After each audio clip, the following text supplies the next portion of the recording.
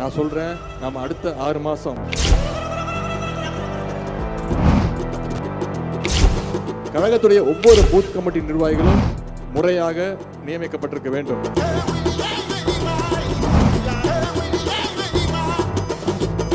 அதே மாதிரி வாக்காளர் பட்டியல் சரிபார்ப்பு பணிகளை மிகவும் பொறுப்போடு நாம செய்ய வேண்டும்.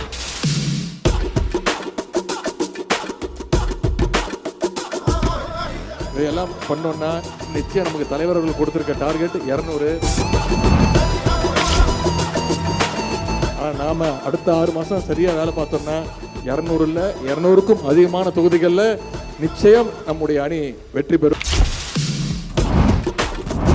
ஒரே இலக்கு, வெற்றி மட்டும்தான்.